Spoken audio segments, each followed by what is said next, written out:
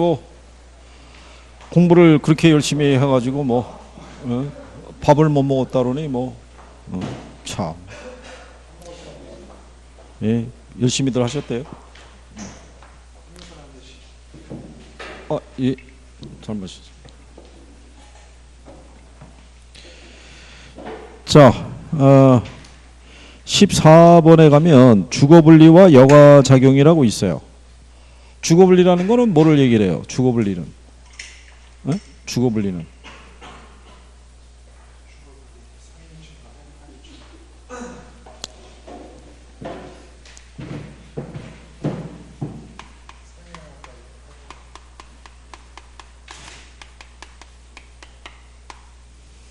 주거분리는요, 도시화 등의 영향에 의해서 고소득층의 주거지역과 저소득층의 주거지역이 서로 분리되는 게 주거분리라고 얘기하고요. 이 주거분리는 도시 전체적인 차원에서도 발생할 수 있고요. 그 다음에 근린지역에서도 발생할 수 있다. 자, 그리고 이제 요 주거분리에 관한 이제 기본적인 요거를 구별을 해줄 수 있어야 되고요. 그 다음에 이제 만약에 경계가 이렇게 있다 그러면 요 경계라는 거는 담장 또는 도로, 이런 것 같이 이제 주택이 없는 공간을 얘기하고요. 여기 있는 이제 고급 주택 지역이고 저급 주택 지역이면 여기 경계에 있는 이 고급 주택은 대부분 이게 할인돼서 거래되고요. 여기 경계에 있는 이 저급 주택은 대부분 이렇게 할증돼서 거래되고 있다라는 거. 여기까지는 시험에 나왔어요. 얘도 시험에서 인용을 해준 거고. 그러니까 그 정도는 알아두셔야 되겠고요. 여과작용이라는 건요, 요건 하나의 순환 과정인데, 요게 이제 소득의 변화에 따라 또는 주택의 질이 달라짐에 따라 주택이 이제 상하로 이동하는 현상을 설명하죠. 그래서 상향 여과 그러면 하위 계층이 사용하던 주택이 상위 계층의 사용으로 전환될 때 그냥 전환되지는 않고요. 재개발 등을 거쳐서, 그러면 하향 여과라는 거는 상위 계층이 사용하던 주택이 하위 계층의 사용으로 전환되는데 비어있는 공가를 이제 차지하고 들어가는 케이스라고 얘기했어요. 그죠? 이게 이제 하나의 로테이션으로 돌아간다라고 얘기한 거예요. 그래서 시험상에서는 상향하고 하향에 대한 개념 정도를 물어보고요. 그 다음에 여과라는 것은요, 뭐가 중요한 역할을 해줘요. 예, 공가의 발생이라는 게 여과 현상을 설명할 때 중요한 요소가 된다라고 얘기한 거예요. 우리가 만약에 시장에 가게 되면요, 고급 주택이 있고 중급 주택이 있고 그 다음에 저급 주택이 있다고 그랬을 때 각각의 주택에서 주어지는 효용이 각각 이렇게 있을 때요, 이게 1년을 단위로 효용이 마이너스 1씩 줄어들어요. 그러면 만약에 10년이 경과하게 되면 얘는 20으로 줄고요, 얘는 10으로 줄고 얘는 제로가 돼요. 그래서 얘가 이 시점에서 뭐가 된다는 거예요? 이게 재개발된다는 거예요. 재개발이 되면 새로운 고급 주택이 건설이 되겠죠. 그러면서 다시 효용이 얼마로? 30으로. 그러면 여기 거주하고 있는 사람들이 일로 이주한다는 얘기죠. 그러면 이 사람들이 이 집으로 이주하고 이 사람들이 이 집으로 이주하고, 그죠? 다시 또 10년의 시간이 경과되면은 요 효용이 또 떨어지겠죠. 그러니까 로테이션으로 이렇게 돌아가는 거를 우리가 여과 현상이라고 얘기하는 경우예요. 자, 그래서 그 여과에 대한 경우를 우리가 얘기를 했을 때, 거기 보시면은 4번 지문에 이렇게 있죠. 저소득층 지역과 경계 지역에 인접한 고소득층 지역의 토지는 할인돼서 거래될 것이다, 이런 얘기죠. 그리고 이제 5번에 보면 이제 상향 여과는 소득 증가 같은 이유로 인해서 저가 주택에 대한 수요가 감소했을 때 나타난다라고 얘기를 하는 경우고요. 근데 이제 여기서 불량주택이라는 게 나오는데요. 불량주택이 발생하는 원인은 어디에 있다고 그랬어요? 원인은 낮은 소득에 기인하는 거예요. 이게 뭐는 아니라고 그랬어요? 시장의 실패는 아니다. 그러면 얘를 해결해 주는 방법은 원인을 제거하면 되기 때문에 소득을 높여주면 되는 거고, 철거 등의 방법을 사용하는 것은 바람직한 방법이 아니다라고 얘기한 경우예요. 그래서 이제 2번에 보면요. 주택을 개량하지 않아서 가치가 점점 하락하면요. 그 주택은 하향 여과가 돼서 저소득층 가구가 들어오는 현상을 우리가 침입이라고 그래요. 그게 이제 반복이 돼서 저소득층이 거주하던 주거가 고소득층이 거주하던 주거가 저소득층의 주거로 바뀌는 거를 천이 또는 계승이라고 얘기를 해요. 그러니까 천이 또는 계승이라는 거는 원래 있던 원주민이 바뀌는 걸 얘기하는 거예요. 그래서 그렇게 정리하시면 되겠고. 자, 그다음에 그러니까 이게 제목이 나오면 이 내용들이 쭉 떠올라야 되는 거예요. 제목이 나왔을 때 이게 뭐지? 뭐 이렇게 나오면은 문제 풀 때 시간 많이 걸리는 거예요. 그죠? 그러니까 여기도 한번 테스트는 해봐야 되는데 지금 테스트를 못 해보니까 한 번 정도는 테스트를 해봐야겠다는 생각이 들기는 들어요. 한 번 정도는. 그리고 백선에 대해서 문제가 미리 주어질 거예요. 집에서 다 풀어갖고 와야 돼요. 풀어갖고 와야지만 효과가 있어요. 당일날 와서 풀겠다는 거는 그거는 잘못된 생각인 거예요. 아니 처음 본 문제인데 풀면서 언제 그거를 풀고 답을 맞춰가겠어요. 집에서 풀어갖고 오시고 그날 거기서 수업을 들으면서 중요한 내용과 이런 것들을 총정리할 수 있어야 돼요. 그죠? 그리고 이번에 법령이 개정되거나 한 것들에 대해서는 다 반영을 해서 넣을 거예요. 그게 10월 24일 날 시행하는 게 있어요. 10월 24일 날. 그러면 여러분 시험이 10월 26일이죠. 예, 시험의 기준은 10월 26일 당일날 시행되는 법령까지 반영할 수 있는 거예요. 그러니까 그렇게 인지하셔서 정리할 수 있어야 된다는 거. 학개론이 의외로 관련 법률이 많아요. 관련 법률이. 그리고 법률이 또 개정이 돼서 내년 2월 20일자로 시행되는 애들도 많이 있어요. 그렇죠? 근데 내년 거는 뭐 여러분들이 신경 안 써도 되잖아요. 오래 간다며요. 김총각은 뭐 오래 가겠다고 뭐 니들은 남아 있어도 나는 가겠다 뭐 이게 가는데 순서가 어디 있다고 꼭 지가 먼저 가겠다고 얘기를 하네. 뭐 봐야지. 그게 들어가서 그리고 이게 말씀을 드렸지만 시험 보기 일주일 전서부터는 사이클은 시험 사이클에 맞춰주셔야 된다는 거. 9시까지 입실이죠. 9시 반부터 시험이에요. 그러면 최소한 1시간 전에 집에서 출발한다 가정하고 그 이전에 1시간 전에 일어나서 또 준비해야 될 거 아니에요. 그죠? 그 사이클 맞춰갖고 대비를 그래야지 몸이 반응을 해요. 그 시간이 됐을 때 정상적으로 두뇌 회전이 시작이 된다고요. 직장에서도요. 만약에 8시까지 출근인데 7시 55분에 막 들어오는 사람이 있죠. 뭔 생각이 있겠어요. 그거 맞춰서 오느라고. 땀은 나고 아무 생각 없죠. 한 1, 20분 지나야지 업무 볼 수 있을 거예요. 책상에만 앉아있다 뿐이지 집중이 안 된다고요. 그러니까 잘 감안하셔서 자 15번에 가시면 주택시장에 대한 정부 정책에 대한 효과에 대한 설명 중에서 틀린 걸 물어봤을 때 자 우리가 이제 15번에 보셨을 때요. 일단 여러분 시험에 꾸준히 나오는 게 뭐예요? 임대주택 정책에서 임대료 규제 있죠. 임대료 규제에 따른 효과가 있으려고 그러면요. 규제 임대료가 시장의 균형 임대료보다 낮은 선에서 통제를 해야 돼요. 그죠?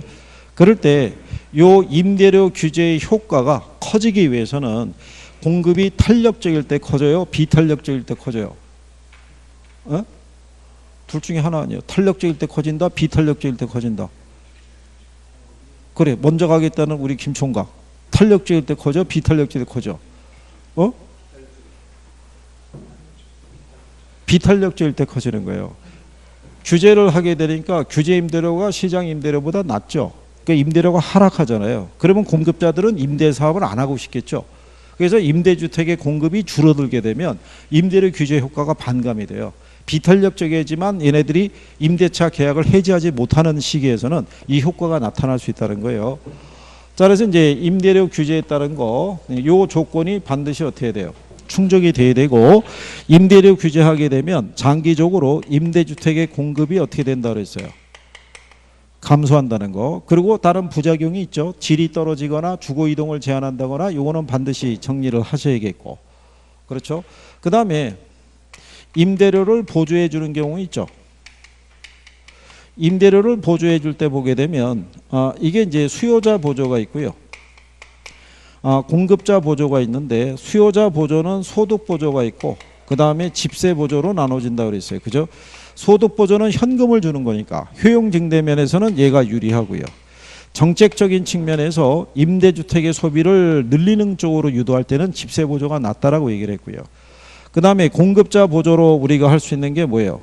요게 공공임대주택이 있죠. 공급자 보조를 다른 말로 생산자 보조 방식이라고 얘기를 해요. 그러니까 주택도시기금이 있죠.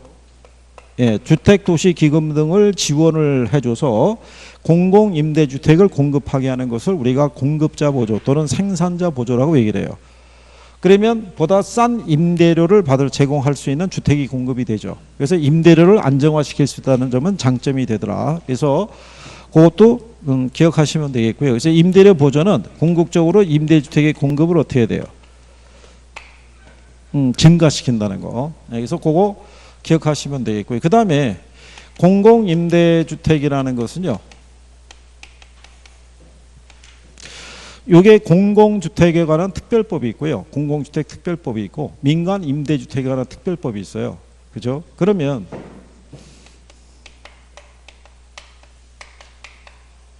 공공주택의 종류를 보면요. 영구임대가 있고요. 국민임대가 있고요. 장기전세가 있고요. 행복주택도 있죠. 그 다음에 장기전세. 뭐 이런 애들이 대표적으로 공공주택의 종류에 해당이 돼요. 그죠? 요 중에 여러분 시험에는요. 얘가 2번 나왔어요. 장기전세가.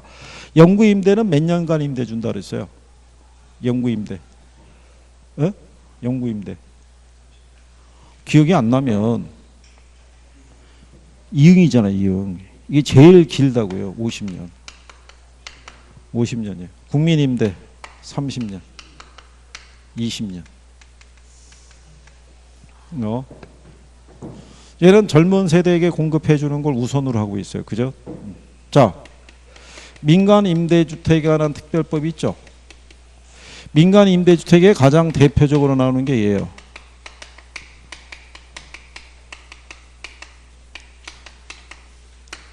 장기 일반 민간 임대주택 있죠. 몇 년? 몇 년? 얘가 2번 나온 거예요. 여러분 시험에. 8년. 자, 요 8년 동안 임대를 줄 때요. 연간 임대료를 5% 이내로 제한하는 거예요.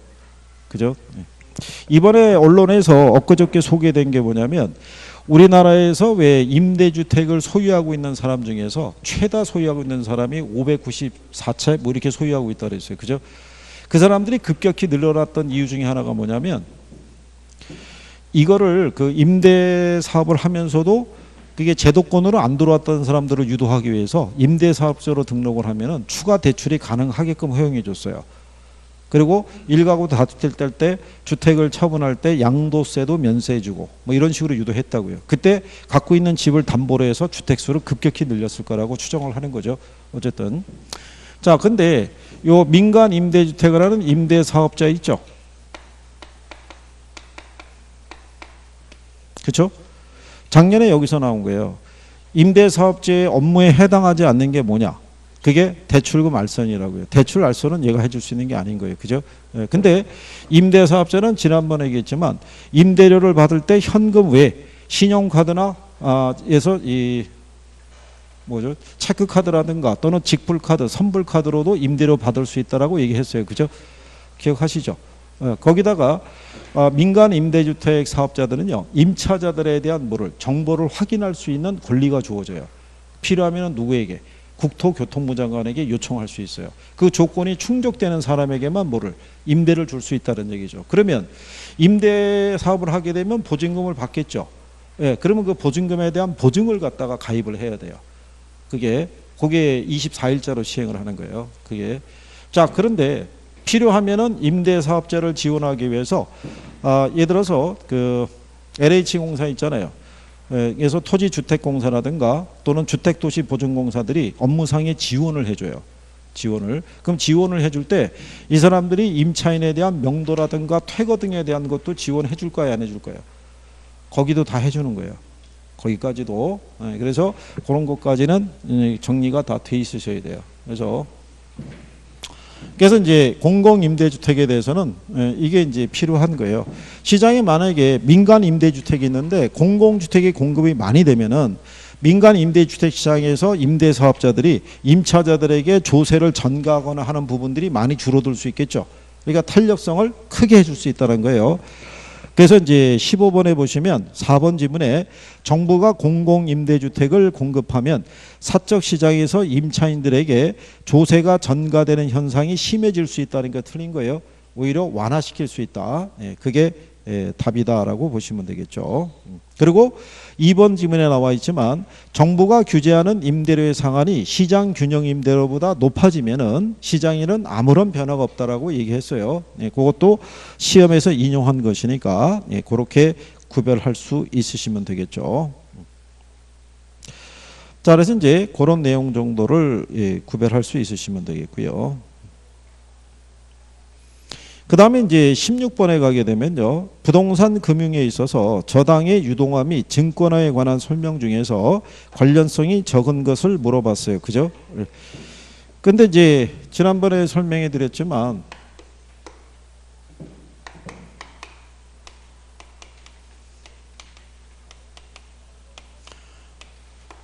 부동산 유동화 제도를 들어가게 되면요.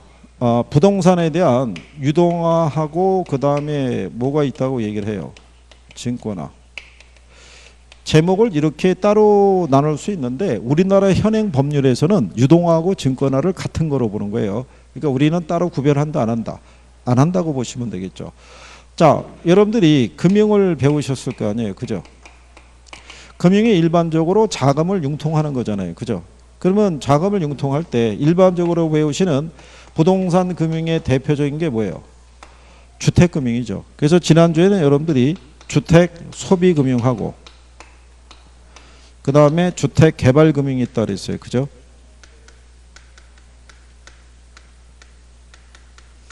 주택 소비금융을요. 다른 말로 저당대부라고도 얘기를 해요. 저당대부라는 의미는 부동산 담보대출의 의미다라고 생각하시면 돼요. 모기지를 우리가 포괄적으로 얘기하면은 그냥 부동산 담보대출의 성격이다. 그런 말 그대로 주택을 뭘 하기 위해서 소비하기 위해서 자금을 뭐 하는 거예요? 융통을 하겠죠. 그러면 자금을 융통을 할 때 이 수요자 있죠. 그러니까 자금 수요자라고 보시면 되겠죠. 자금 수요자의 신용에 기초해서 주택 자금을 대출을 받는 행위다 그러면은 틀리는 거예요. 신용이라면 틀리다고요. 원래 금융이라는 게 포괄적으로 하면 크레딧이라고 그래가지고 신용의 의미가 있어요. 근데 일반적인 소비금융은 여기에 기초해서는 융자를 받을 수가 없죠. 만약에 김 총각이 대출 받으러 갔어요. 은행에. 그래서 창구에 앞에 서서 뭐라고 얘기하겠어요? 대출 때문에 왔다. 그러면 직원이 뭐라고 그러겠어요? 그러면 갖고 오신 담보는 뭐 있을까요? 거기에 김 총각의 정직함과 그지? 김 총각의 부지런함과 나의 비전과 이거를 한 30분 동안 떠들어봐야 소용이 없어. 가만히 듣고 있다가 그래서 결국 담보는 뭐가 되나요? 이걸 물어보는 거지 뭐. 그러니까 신용이 아니라 뭐를 담보로 해서 주택을 담보로 해서 자금을 조달하는 게 무슨 금융? 주택 소비금융이에요. 근데 여러분들이 누구하고 거래할 때 금융기관하고 거래를 하게 되면 그죠? 먼저 금리, 이자율을 어떤 방식으로 채택할 것인지도 결정해야 되죠. 그래서 고정금리로 할 것이냐, 무슨 금리? 변동금리로 할 것이냐. 그걸 정해야겠죠. 또 만약에 고정금리로 대출을 받으면 원금 균등 사환 방식으로 할 것이냐, 또는 원리금 균등 사환 방식으로 할 것이냐. 근데 통상 보게 되면요, 부동산 이 대출 같은 경우는 주로 이게 많죠. 원금 균등 사업 방식으로 하면은 부동산 담보 대출 받을 때 이 방식으로 받기는 어려워요. 상환의 부담이 너무 커진다는 얘기죠. 그죠? 그 다음에 무슨 식으로? 물론 만기 일시 상환 방식도 있어요. 그죠? 근데 여기까지도 활용할 소지는 있어요. 여기까지. 그래서 나중에 우리가 왜 지난번에 설명해 드렸나요?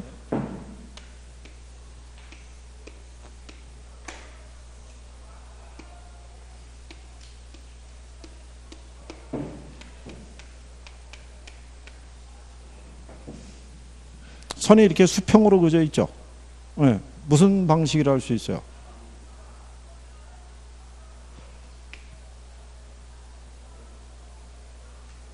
얘가 원리금이잖아. 원리금이 어떻게 된다는 거야? 이게 줄어드는 거잖아. 원리금이 체감하는 거는 원금 준동밖에 없을 거 아니에요. 에? 이게 수평으로 가는 애. 에? 얘가 뭐예요? 이자. 이자가 만기 때까지 동일한 애는 만기 일시 상환 방식밖에 없다고요. 에? 이게 원리금이 아니라 이자잖아요. 이자. 그러니까 조건을 봐야 된다고 지난주에도 얘기를 했잖아요. 조건을 안 보고 그냥 들어가면 틀리다고요. 그죠? 얘의 기본적인 성격까지도 다 정리가 돼 있어야 되는 거예요. 그죠? 자, 근데 이제 문제는 금융기관에서 이 자금 수요자에게 융자해 줬잖아요. 그죠? 근데 문제는 금융기관도 불특정 다수의 고객들로부터 예금 등을 수신을 받아서 대출을 해주는데 고객이 맡긴 예금은 단기 자금이고 융자는 장기로 운영이 되잖아요. 그럼 당연히 무슨 문제가 걸려요? 유동성 문제 걸릴 거 아니에요. 그 은행에서는 장기 대출을 꺼릴 수밖에 없죠. 그럴 때 얘네가 융자를 해주면 확보하고 있는 게 뭐가 있어요? 저당권 설정하죠. 그중에 만기가 10년 이상의 저당권을 우리가 저당 채권이라고 그래요. 이 저당 채권에 관한 소유권과 원리금 수취권을 누가 갖고 있어요? 이 금융기관이 갖고 있는데 이거는 채권일 뿐이지. 그죠? 이 권리만 갖고 있다 뿐이지 현금이 아니잖아요. 그러면 얘를 현금화 시키기 위해서는 이거를 누구에게? 유동화 중개기관. 우리나라에서는 유동화 중개기관의 역할을 주택금융공사가 해요. 이쪽으로 보유하고 있는 채권을 넘기는 거를 우리가 저당의 유동화라고 그래요. 이걸 그럼 대신에 현금이 들어올 테니까. 그러면 얘네들은 시장에서 주택금융공사에서 취급하고 있는 보금자리론 아시죠? 보금자리로는 얘네가 대출을 못 해주니까 누구에게? 시중은행에게 위탁 판매를 해요. 그렇죠? 그래서 판매해서 확보한 저당 채권이나 또는 시중은행이 얘네가 요구하는 조건이 있죠. 대출 조건에 적합하게 대출해 줄 때 있어요. 그걸 적격대출이라고 그래요.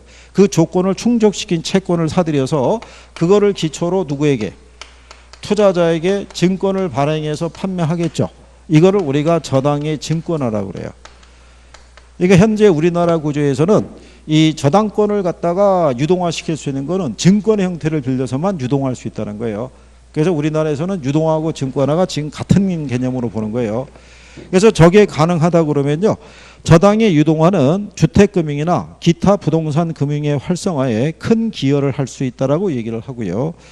자, 그런데 3번에 보면요. 저당 대출 기관이 보유하고 있는 자금이 풍부할수록 저당의 유동화는 증가한다 그러는데 이거는 이제 저당 채권을 보유할 수도 있고요.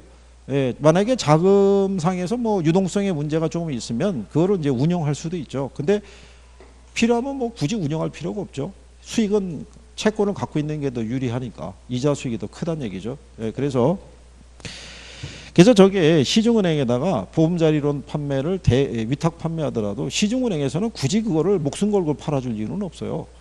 단순히 판매 대행에 따른 수수료밖에 안 받는다고요. 그러니까 굳이 돈을 빌려 쓰겠다는 사람이 콕 찍어가지고 보금자리론 대출을 알아보러 왔다든가 뭐 이렇게 하는 경우가 아니고서는 자기 은행 대출을 다 하는 게 더 유리하겠죠. 그리고 이제 4번하고 5번에 보면요. MBS하고 ABS가 있죠. 우리가 이제 수업할 때 설명해 드린 거예요. ABS가 더 포괄적인 거예요. 그죠? MBS보다는. 그거는 이제 제목으로도 우리가 확인할 수 있는 게요.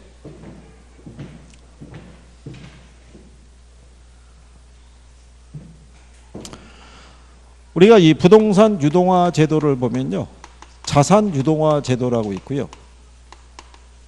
그 다음에 주택저당 채권 유동화 제도라고 있어요.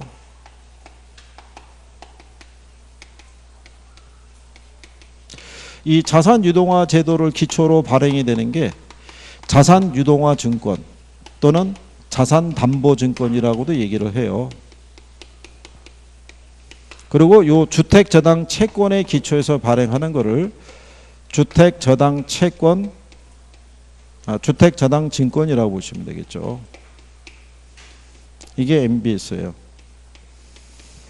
그래서 이 자산 유동화 증권 안에 얘가 있다라고 생각하시면 돼요. 그러니까 얘가 훨씬 포괄적이죠. 얘가 무슨 얘기냐면 거기 5번 지문에 보면요. ABS는 부동산뿐만이 아니라 신용카드 할부대금, 자동차 할부대금 등 모든 자산을 다 뭐 할 수 있어요. 근거로 유동화시킬 수 있는 거고요. 주택저당채권, 이게 주택저당채권 유동화제도는 주택저당채권 하나만 유동할 수 있다는 거예요. 그렇죠? 그래서 원래는 이 주택저당 증권을 발행할 때 신용보강장치나 이런 거는 다 ABS 구조에서 다 따갖고 왔다고 보시면 돼요. 저게. 근데 거기까지는 잘 안 써요. 그래서 답은 이제 3번 이렇게 되겠고요.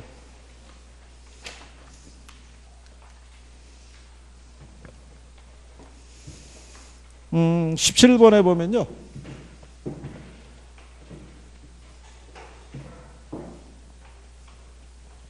여기 저녁에 만약에 오시면은 한 40분 뭐 이때까지도 오실 수 있나요? 아니면 50분? 10분 정도라도? 10분 정도라도 일찍 오신다는 확신이 있으면 한번 테스트 한번 해볼 수도 있죠. 테스트를. 시간 40분. 답안지 회수해서. 그죠? 바로 채점 돌려갖고 평균 바로 내고, 그쵸? 6시 한 50분까지만 오셔도 7시 반까지 보시고, 예, 그러니까 뭐 쫙 해갖고. 아니요, 제가 종강하기 전에 한번 따로 한번 봐야겠죠. 예. 자, 17번에 가면요. 투자에 따른 위험을 관리하는 방법은 매우 다양하다. 다음 중에서 이제 위험 조정 할인율을 사용하는 방법에 속하는 것을 물어봤어요. 그죠? 자, 근데 이제 이게 뭐 생각하시면 되냐면요.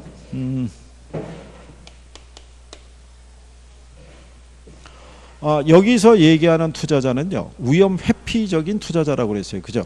위험 회피적인 투자자는 위험 혐오적인 행동을 하는 사람이에요. 그러니까 위험 혐오적인 행동이라는 거는 기대 수익률이 동일한 두 개의 투자 대안이 있으면 위험이 작은 투자를 선택하는 사람이에요. 그러면 위험 혐오적인 행동을 하는 사람들은 위험을 감수하고 투자해야 하네요. 에? 위험을 감수하고 투자해요. 그러면 어떨 때 위험을 감수하고 투자해요? 에? 대가가 주어지면. 아니면 내가 피할 수 없는 위험이면 반드시 높은 대가를 요구를 해요. 그죠? 네. 그런데 우리가 일반적인 위험을 피할 수 있는 방법을 위험 관리 방안을 들어가게 되면요. 위험을 뭐 하는 방법이 있어요. 회피하는 방법이 있고 위험을 뭐 하는 방법이 있어요. 줄이는 방법. 이 안에는 이제 위험을 통제하는 방법도 들어가 있죠. 그 다음에 위험을 뭐 하는 거? 전가하는 방법. 위험을 회피하는 건요. 안전한 곳에만 투자하겠다는 거예요. 국채라든가 정기예금이라든가 이런 데만 투자 운영하는 경우에요. 그 다음에 위험을 전가한다는 거는 보험 등에 가입을 함으로써 내가 부담하는 위험을 보험회사 등에 전가시키는 방법이고요. 위험을 줄이는 방법 중에 하나가 뭐가 있냐면 산출된 보수적인 판단에 의해서 산출된 기대 수익률을 뭐 한다고 그랬어요. 하향 조정한다라고 얘기했어요. 그러면 기대 수익률을 하향 조정한다는 얘기는요.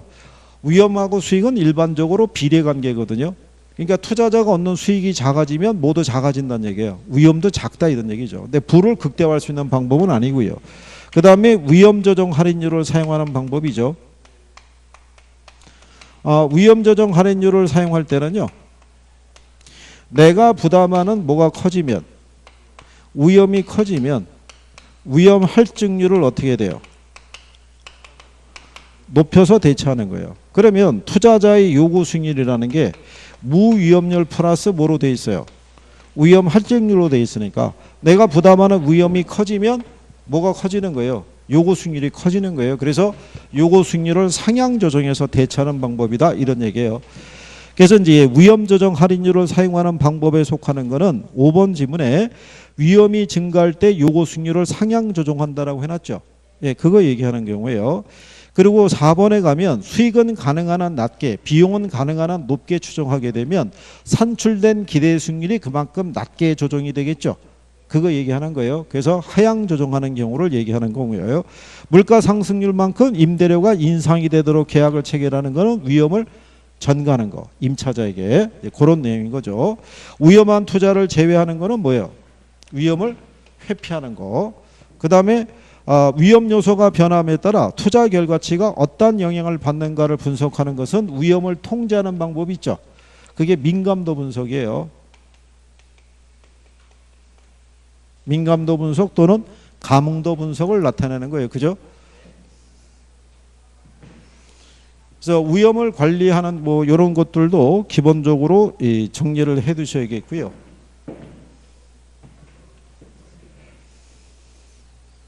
그리고 이제 우리 문제에 보시면 18번에 포트폴리오의 선택과 위험에 대한 설명이 나와 있는데요. 근데 요즘은 그 포트폴리오에서 우리가 기억해 둬야 될 것 중에 하나가 뭐 있다고 그랬냐면 포트폴리오에 대한 뭐 총 위험이 있죠. 예, 이거를 꼭 포트폴리오라는 제목을 달고 들어오지는 않고요. 이게 일반적인 부동산 투자의 위험과 수익이라는 제목을 주고 그 안에 얘네가 그냥 따라 들어와요. 그러니까 포트폴리오 이론이라고 따로 단독으로 내지 않더라도 출제는 하는 거예요. 그죠? 자, 그러면 우리가 이 포트폴리오 위험을 얘기하면은 체계적 위험이 있고 그 다음에 무슨 위험이 있어요? 체계적 위험은 제거가 돼야 안 돼요. 얘는 제거가 안 돼요. 얘는. 그러면 비체계적 위험은요. 위험과 수익의 크기가 서로 다른 자산을 무한대로 우리가 구성을 하게 되면 비체계적 위험은 0으로 만들 수도 있어요. 그죠? 그러면 여기 있는 요 총 위험이 있죠. 예, 총 위험도 0으로 만들 수 있어요, 없어요? 예? 얘는 0으로 만들 수는 없어요. 얘가 제거가 안 되니까. 총 위험은 얘하고 얘 둘의 합으로 돼 있잖아요. 그러니까 얘는 0으로 만들더라도 얘가 전혀 제거가 안 되기 때문에 총 위험을 0으로 만들 수 있는 건 아니고 비체계적 위험만 0으로 만들 수 있다 이런 얘기예요. 그죠? 그러니까 문장상에서 보고 또 착각하시거나 그러면은 안 된다는 얘기죠. 그렇죠? 자, 그다음에 우리가 상관 개수를 가지고 포트폴리오 효과를 측정하죠. 그러면 상관 개수는 마이너스 1에서부터 1까지 존재해요. 그죠? 예. 그러면 여기서 마이너스 1이라는 의미는 뭐예요? 마이너스 1의 의미는?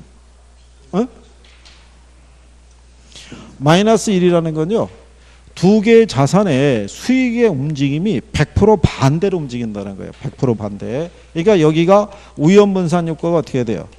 최대가 되고 1이란 얘기는 두 개의 자산의 수익의 움직임이 100% 같은 방향으로 가는 거예요. 그러니까 얘는 위험 분산 효과가 뭐 최소가 되는 거예요. 그러니까 1만 아니면 위험 분산 효과가 있는 거예요. 1일 때만 이 효과가 안 나타나는 거예요. 그렇죠? 그 우리는 자산 구성을 하게 되면 상관 개수가 큰 자산끼리 조합해야 돼요. 작은 자산끼리 조합해야 돼요. 상관 개수가 작은 애들끼리 조합해야지만 수익의 움직임이 반대로 갈 거 아니에요. 우리가 지난번에 왜 계절로 얘기했었죠? 소주 있고 그 다음에 맥주 있고 그 다음에 뭐 있어요? 청량음료 있어요. 얘네들은 우리가 여름이란 계절이 있고 겨울이라는 계절이 있을 때 맥주하고 청량음료는 여름에는 매출이 커요. 그죠? 근데 겨울에는 매출이 부진해요. 이렇게 같이 움직이면 분산 효과가 없는 거예요. 여기 있는 소주와 맥주 얘들처럼 이렇게 반대로 움직여야 돼요. 그죠? 그러니까는 상관계수의 크기는 큰 게 좋다, 작은 게 좋다. 작은 게. 그러니까 서로 다른 방향으로 진행할 때 효과가 크다라는 거. 예. 그래서 거기 보시면요. 그 18번에 4번에 보시면 포트폴리오를 구성함에 있어서 투자한들의 수익률이 음의 상관관계에 있는 경우에 분산 투자 효과가 낮다 그러면 틀리겠죠. 예. 크다라고 이렇게 보셔야 되고요. 예. 그 다음에 5번에 나온 거는 이자율 변동 등에 대한 건 비체계적 위험이 아니라 무슨 위험? 그거는 체계적 위험인 거예요. 그래서 이제 1번에 보시면 포트폴리오의 수익은 개별 자산들의 수익률을 가중평균에서 산정하는데 위험은 이 위험을 가중평균에서 산정하는 건 아닌 거예요. 위험의 크기는 체계적 위험하고 비체계적 위험으로 나눠져 있기 때문에 걔들을 수치화해 가지고 가중평균에서 할 수는 없는 거예요. 그래서 1번을 답으로 유도한 케이스고요. 그리고 2번에 나온 건 비체계적 위험이 아니라 무슨 체계적 위험을 얘기하죠. 피할 수 있는 위험은 비체계적 위험이고 모든 부동산에 동일하게 나타난다면 틀리죠. 개별 자산의 특성에 따라 나타나는 거죠. 모든 자산에 동일하게 나타나는 건 무슨 위험? 그건 체계적 위험이죠. 자, 여러분 보시면 계절에 따라 위험과 수익의 크기가 서로 같아요, 틀려요? 틀리니까 분산 투자하면 제거가 될 거 아니에요. 근데 시장에서 뭐가 변하면, 이자율이 변하면 이거는 모든 산업에 다 영향을 줄 거 아니에요. 그러니까 얘는 피할 수 없을 거 아니에요. 그걸 체계적 위험. 그렇죠? 그러니까 그렇게 구별하시면 되겠고요. 자, 그 다음에 19번에 가면 마케팅이라, 이거 예전에 기출에서 나왔던 거예요. 여러분들이 그 개발 단계 기억하시나요?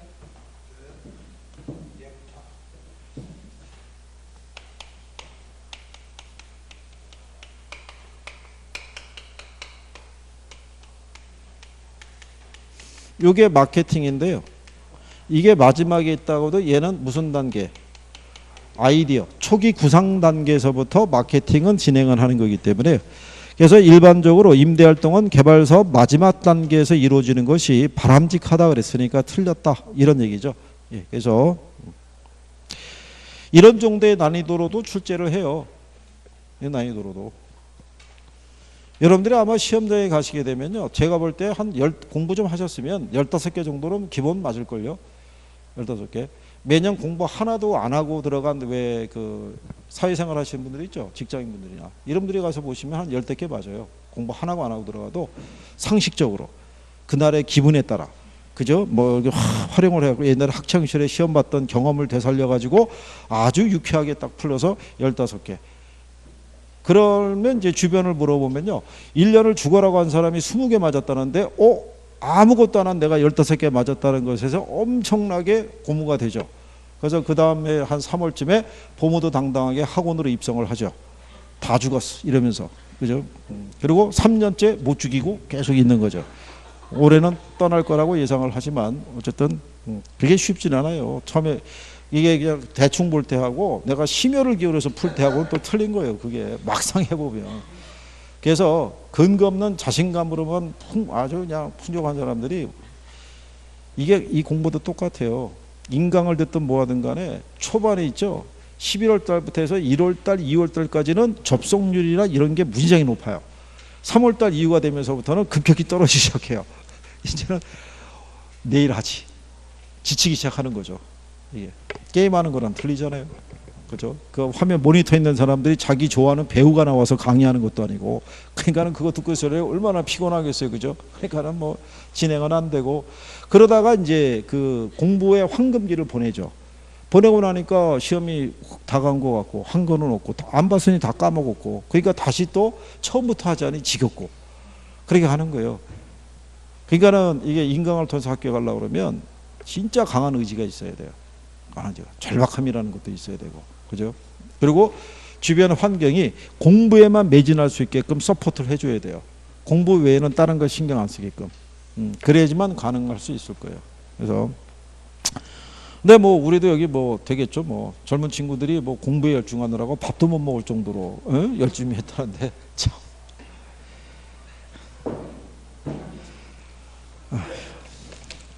걱정이라는 얘기죠. 또 설마니 내년 한 이맘때쯤 돼가지고 또 길에서 김총각 봤는데 나 보자마자 절로 튀면은 문제가 있던 거지, 그치? 날 봤을 때 보무도당당하게 걸어와가지고 갑자기 지갑 꺼내가지고 뭔가 명함이라도 하나 꺼내면은 뭔가 긍정적인 일이 있었다는 거고,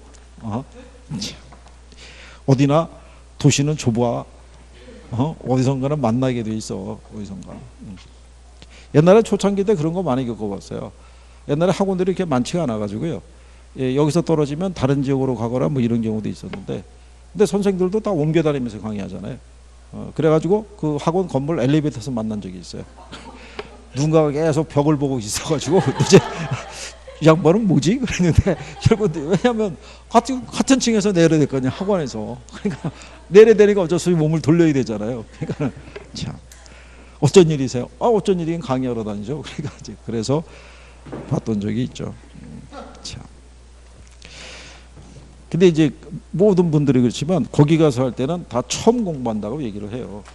그러니까는 거기 하다가 뭐라고 그러겠어요? 아는 체 안 하는 거죠. 그래서 근데 나중에 또 지나면 사람들끼리 친해지면 또 서로들 얘기해요. 이게 또 작년에도 했었다 뭐 얘기하고 그래요. 그러니까 그리고 요즘은 이 시험이 한 번에 되는 것도 참 쉽지 않다라는 거를 인식들 하셔가지고 그런 부분에 대한 경계나 이런 거는 많이 없어졌어요. 이게 어쨌든 되기만 해도 대단한 시험 아니겠어요? 국가고시인데, 그죠? 자, 그 다음에 20번에 보면 부동산 투자의 현금 수지 측정에 대한 다음 설명 중에서 틀린 거를 우리가 물어봤어요. 그죠?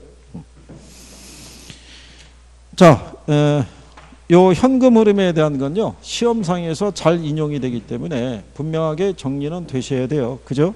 예. 자, 현금 흐름은 두 가지로 나눠져요. 영업 현금 흐름이 있고 매각 현금 흐름이 있다라고 얘기를 했어요. 그죠? 영업 현금 흐름을 가게 되면 이렇게 얘기했었죠.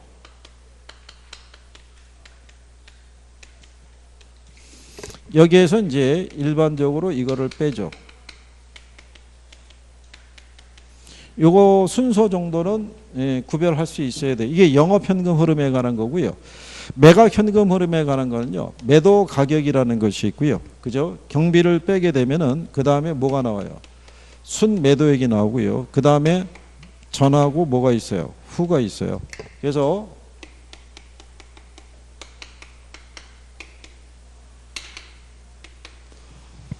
요 순서 과정은 기억을 해줘야 되는데, 여기 부가 뭐예요? 부채 서비스액. 부채 서비스액을 구하기 위해서는 자본환원 계수 중에서 뭐 써야 돼요? 부채 서비스액을 구하려고 그러면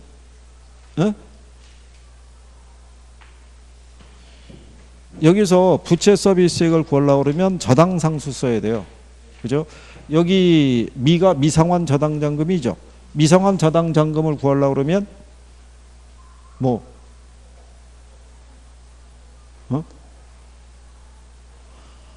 저당상수의 역수, 연금의 현가계수, 연금의 현가계수. 그러니까 얘가 기억이 안 나면 얘를 기억을 해서 그 역수를 찾으면 될 거 아니에요. 그것도 활용을 할 수 있으니까 기억은 해 주셔야 되는 거예요. 그렇죠? 예. 물론 이제 1번에 세전현금 수지를 구하기 위해서는 감가상각비를 알아야 된다면 틀리죠. 감가상각비는 이제 영업소득세 계산할 때 우리가 반영하는 개념이니까. 그렇죠? 그래서 순영업소득에서요, 영업경비를 더하면 뭐가 돼요? 유효총수. 요즘은 물어보는 게 뭐를 물어보냐면요, 이런 걸 물어봐요. 만약에 유효총소득이 2천만 원이에요. 근데 경비가 만약에 500이죠. 그러면 얘를 빼면 나오는 게 순영업소득이 1,500이에요. 근데 부채 서비스액이 500이에요. 그러면 세전이 얼마 나오냐면 1,000만 원 나오겠죠. 그러면 요즘은 구하라고 그럴 때 얘하고의 차익이 얘다. 그죠? 얘하고 얘를 더하면 얘가 나온다. 네, 요즘은 이런 식으로 줘요. 요즘은 얘가 포인트가 되거든요. 순영업소득을. 근데 순영업소득을 안 주고 요렇게 두 개만 줄 때가 있다고요. 그럴 땐 요렇게 더해서 얘를 구하는 개념. 얘하고 얘를 공제하면 얘가 나오고 더하면은 얘가 나오고 뭐 그런 정도까지는 익숙해지셔야 돼요. 그리고 혹시 높아심에서 얘기하는데, 시험장에 갔는데 혹시 나중에 계산 문제를 내가 풀어봐야겠는데, 계산 문제 중에서 만약에 이 종합자본 환원율이나 순소득 승수나 이런 애들이 주어지면서 순영업소득이 없어요. 근데 종합자본 환율 구하기에는 시간이 없어요. 그럴 때 종합자본 환율은 대부분 10% 줘요. 대부분. 그리고 순소득 승수는 대부분 10을 줘요. 그러니까 출제자들이 맞춰주는 거예요. 그걸 뭐를 보면 아냐면 얘를 보면 알아요. 뭐 총투자액 있죠. 얘가 10억을 주면은 순영업소득이 1억이에요. 만약에 얘를 15억을 주면은 1억 5천이에요. 대부분 거기 10%에 맞춰서 주는 거예요. 그거를 가늠해가지고, 그렇다고 보지도 않고 이거는 10억이야 이러면 또 안 되는 거죠. 그래요. 뭐 어떻게 하겠어요. 자, 그래서 이제 4번에도 보면요, 순영업소득에서 부채 서비스액을 차감하면 세전현금 수지가 된다 이렇게 돼 있죠. 그 시험 지문에도 쓴 거예요. 여기서 이것 빼면 이가 나온다. 이런 식으로 구별하실 수 있어야 되겠고요. 그 다음에 21번에 보면요, 현금 흐름이 다음과 같은 투자안을 수익성 지수가 큰 순서대로 나열된 거 물어봤죠. 할인율이 몇 프로예요? 6%예요. 6%. 그죠? 근데 여기 우리 그 교재상에서는 문제상에서는 3,400 단위는 우리가 10,000원으로 가정하는 거예요. 단위가 없는데. 그래서 3,498만 원, 2,782만 5천 원, 2,438만 원 이런 식으로 우리가 주어져 있는데 이게 그 혹시 계산을 유도한다 그러면요. 얘가 중요해요. 뭐가? 예. 여기는 할인율을 몇 프로 줬어요? 예, 6% 줬잖아요. 실전에서는 이거를 맞춰줘요. 그러니까 실전에서는 이렇게 줘요. A가 660, 그죠? 예, B가 예를 들어서 300, 예를 들어서 30만 원, C가 예를 들어서 440만 원, 그리고 할인율을 10% 주면 얘는 그냥 600이고 얘는 300이고 얘는 400이 된다고요. 그리고 출제자는 이거 하나만 계산하라고 유도하든가. 그러니까 문제가 나오게 되면 뒤에 할인율하고 이 금액의 끝자리를 한번 봐줘야 돼요. 혹시 만약에 계산을 하시겠다 그러면. 예? 근데 계산을 하시더라도 마지막에 하셔야 돼요. 마지막에. 예? 이게 계산에 집착을 하시는 분들이 있는데 그리고 간혹 보다 보면 그런 경우도 있어요. 이론은 여러 개 틀렸는데 계산을 하나 맞추시면 그렇게 좋아하더라고요. 아니 그게 무슨 의미가 있냐고요. 에? 아니 계산 문제도 2.5점이고 이론도 2.5점이고 똑같은 거예요. 근데 이론은 막 틀렸는데 계산 하나 맞춘 거에 흥분하셔가지고 그게 당락을 결정해 주냐고요. 에? 그거는 그렇게 너무 집착하지 않으셔도 되는 거예요. 일단 점수를 확보하는 게 중요하죠. 그렇잖아요. 자, 3,498만 원이잖아요. 그죠? 그러면 얘 뭐로 할인해야 돼요? 1 플러스 0.06이죠. 그러니까 1.06으로 뭐 해야 돼요? 할인해야 되죠. 할인하면 얼마 나와요? 어? 아니 3,300 나올 거 아니에요. 아니 계산도 안 해봤단 말이에요. 가면 그 인간이 다 알아서 계산해 주겠지 뭐 이런 건가요? 아니 그럼 시험장에 내가 쫓아가 가지고 옆에 계산기 들고 서 있다가 콕콕콕 찍어 가지고 그건 얼마야? 이렇게 알려주나요? 아니 본인이 해봐야 어쨌든 늘 거 아니겠어요? 자, 유입의 현가가 뭐예요? 3,300이죠. 유출이 얼마예요? 3,000. 그러면 1.1 나올 거 아니에요. 뭐를 계산하는 거예요? 수익성 지수 계산하니까. 본인들이 실질적으로 해봐야지 들어요. 그죠?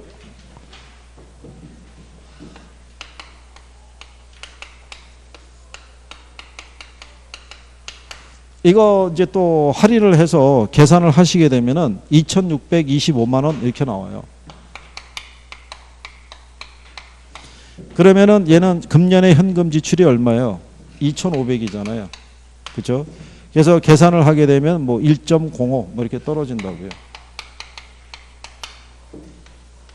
그 다음에 이제 세 번째 보시게 되면 2,438만 원이잖아요.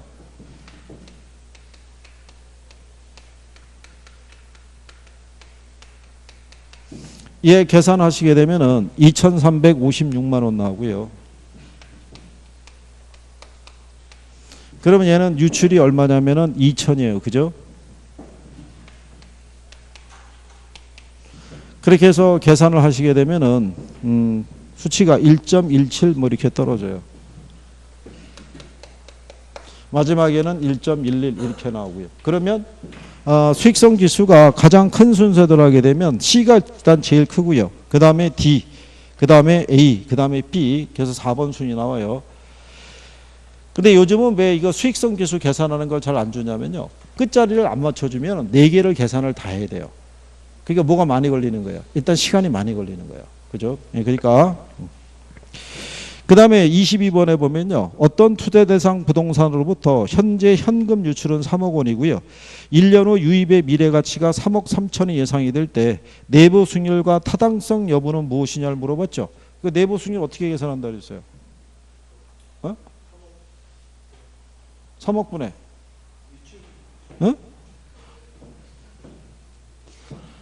내부 수익률은 할인율을 몰라도 된다고요. 갖게 만들어주는 할인율만 구하면 되는 거예요. 그죠?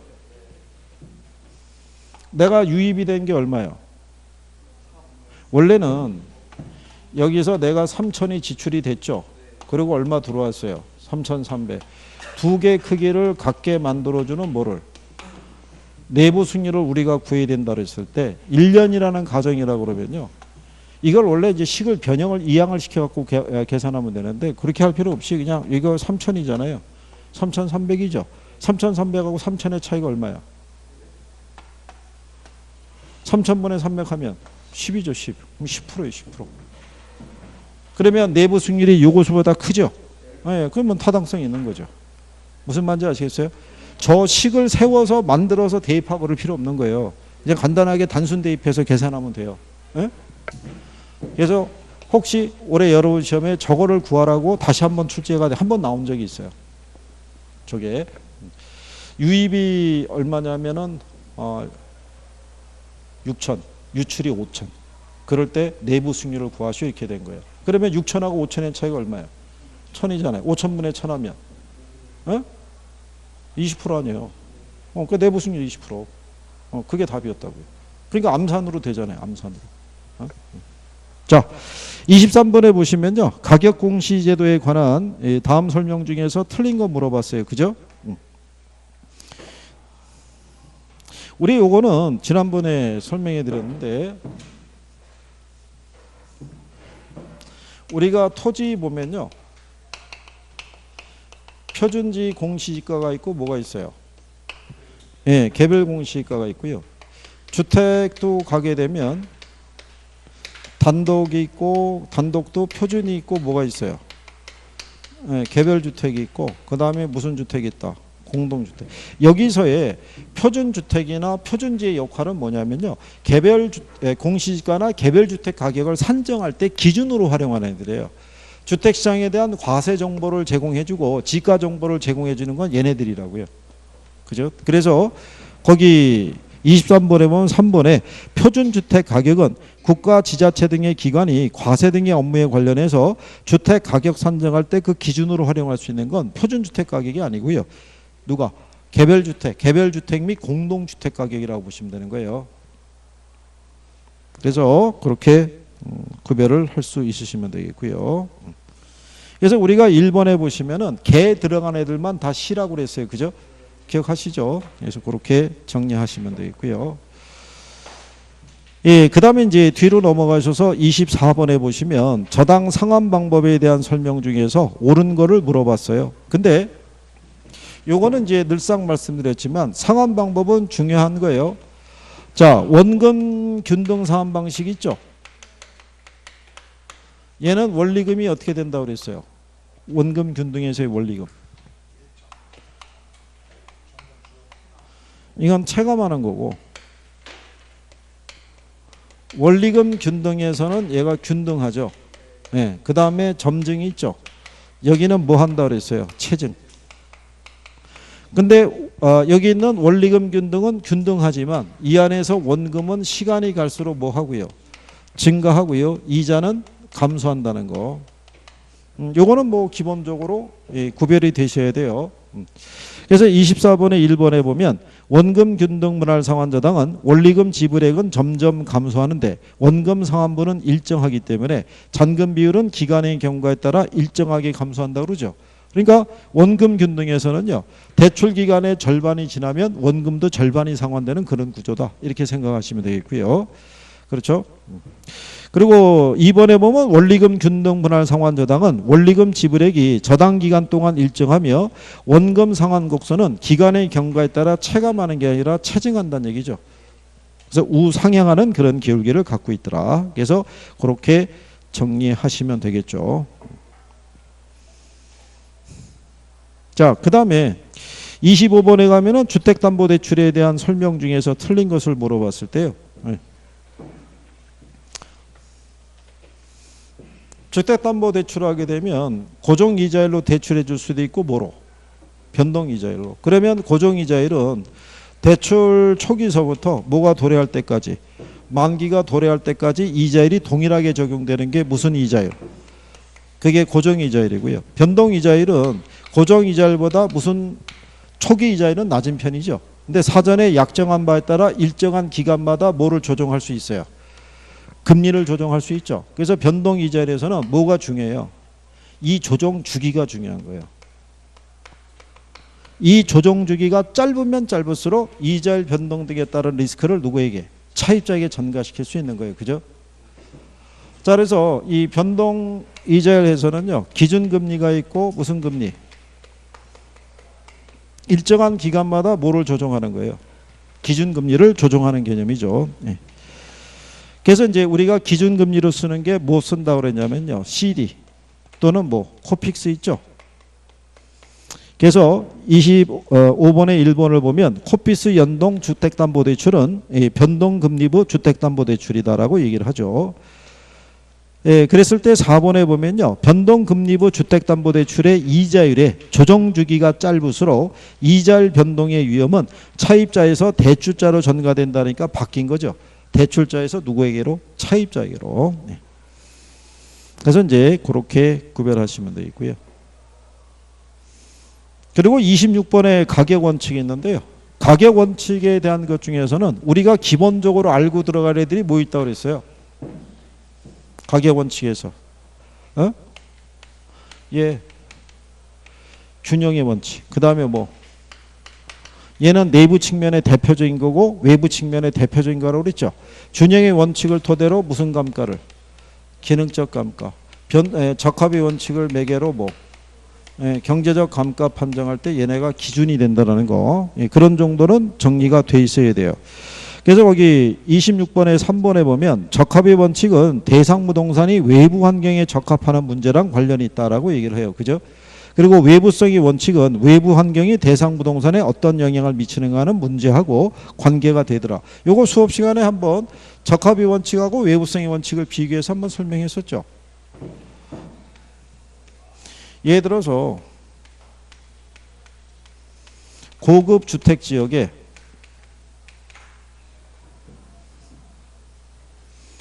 이렇게 서민주택이 하나 들어와 있으면 얘는 제대로 된 가치가 인정이 돼야 안 돼요?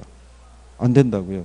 그런데 얘가 신축이라고 가정하게 되면은 얘 어떤 기능이 문제가 있어서 가치가 떨어지는 건 아니죠. 주변에 어울리지 않기 때문에 가치가 떨어지는 거예요. 그거를 판정하는 게 무슨 원칙? 그게 적합의 원칙이에요. 그게 요 주택이 주변 주택하고의 어떤 적합성을 가지고 있냐를 보는 거예요. 그런데 다 고급 주택이에요.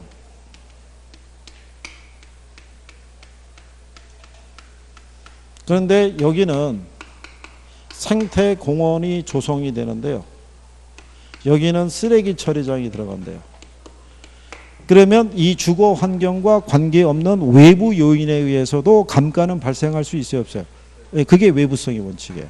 그러니까 둘 다 경제적 감가를 판단하는 건 똑같은데 접근 방법이 좀 다르다는 거예요. 그게. 그래서 지금 거기 있는 3번 지문은 그거 설명하고 있는 거예요. 그래서 4번에 보면 균형의 원칙은 기능적 감가에 영향을 미치는데요. 적합의 원칙은 경제적 감가에 영향을 미친다, 이런 얘기죠.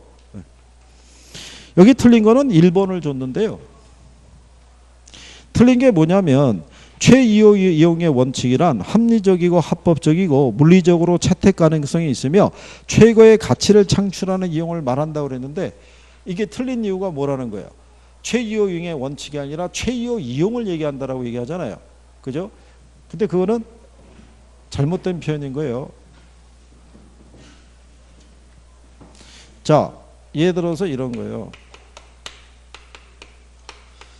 최이용 이용의 뭐예요? 원칙이 있죠. 자, 부동산의 가치는요, 무슨 상태를 기준으로 가치를 추계하라는 얘기예요. 네, 최이용 이용 상태를. 그러면 얘에 대한 이론적인 근거는 부증성하고 어디에 있는 거예요? 용도의 다양성에 있고요.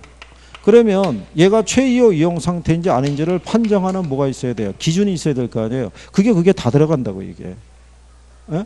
그러니까 이게 최이용 이용이지 최이용 이용의 원칙이라고 해서 틀렸다는 거는 말도 안 된다고요. 그러니까 1번은 그냥 생략하시라고요. 무슨 말인지 아시겠죠? 네, 이렇게 해서 나오면은 문제 생겨요.